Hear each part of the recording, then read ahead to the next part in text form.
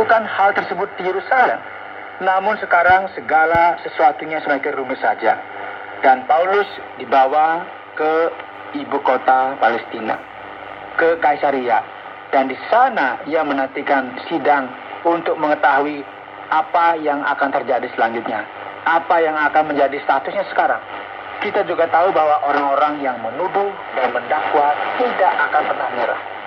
Mereka senantiasa mencoba untuk membunuhnya karena ia merupakan seorang rasul yang luar biasa bagi bangsa bukan Yahudi dalam gereja mula-mula. Dan karena kesetiaannya kepada Kristus, ia menjadi target pembunuhan. Anda sedang mendengarkan Jalan 66 dalam rangkaian Kitab Kisah Para Rasul pasal yang ke-23 yang telah dijelaskan oleh Pak Yohanes dengan topik target pembunuhan. Sekarang tibalah saatnya untuk kita bisa melihat atau kita bisa bertanya, ada banyak hal berkaitan dengan Kisah Para Rasul pasal yang ke-23 kepada Bapak Yohanes. Pak Yohanes, di awal pasal ini Paulus menyebut imam besar sebagai tembok yang dicapur putih-putih, dan setelah itu ia sepertinya menyesal dan minta maaf. Apa yang terjadi di sini, Pak Yohanes? Ya, kita perlu memahami apa yang terjadi waktu Paulus ada di Sanhedrin atau mahkamah agama orang Yahudi pada waktu itu, tempat mereka membuat keputusan yang penting. Para pemimpin dan tua-tua ini merupakan orang yang memiliki pengaruh besar bagi iman Yahudi, dan mereka membuat keputusan yang penting yang dipimpin oleh imam besar. Apa yang terjadi di sini sangatlah membingungkan. Beberapa orang berpikir dan beranggapan bahwa Paulus marah dengan apa yang terjadi dan tidak terima dengan Ananias yang merupakan imam besar pada waktu itu. Namun anehnya, karena apa yang dilakukan Paulus setelah ini dengan meminta maaf dan berkata, maaf, aku tidak tahu bahwa engkau adalah imam besar.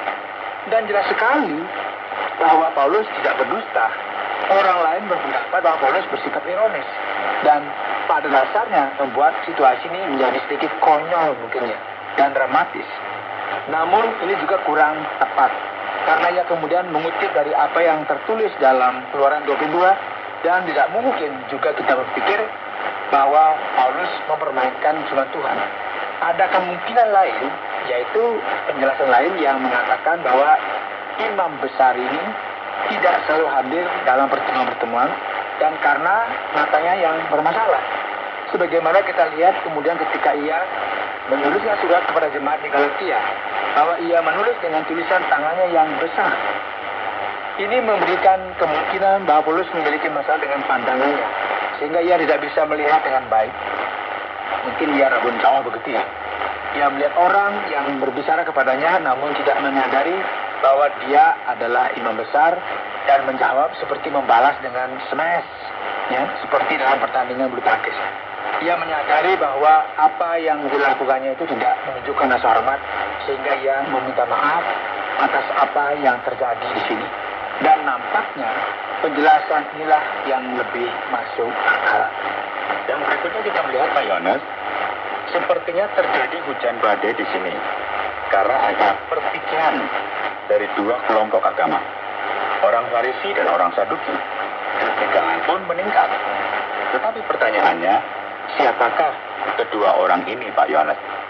Ya, penting sekali bagi kita mengetahui hal ini karena ada banyak orang di luar sana yang bingung dengan hal ini.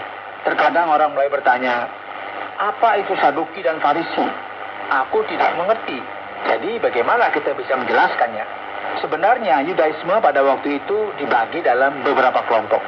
Yang paling terkenal dan penting dari kelompok-kelompok ini adalah kelompok Farisi dan Saduki, ya. Ada juga kelompok lain seperti Essenes yang sama dengan kelompok lain yang tinggal di Qumran. Ada juga kelompok politik seperti kaum Zelot dan Herodian.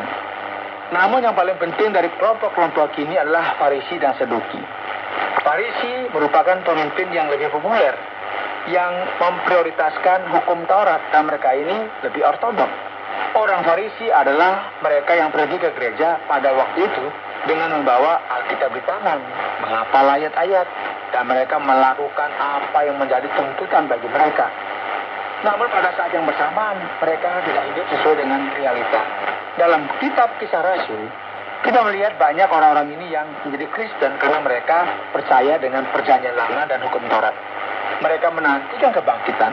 Dan sekarang, dengan orang Saduki, mereka ini adalah orang-orang yang dipengaruhi, ya, perhatikan, oleh bangsa Yunani. Dan mereka menghargai hal lain. Mereka hanya menghargai hukum Taurat dan memperhatikan sedikit saja mengenai apa yang dikatakan oleh para nabi.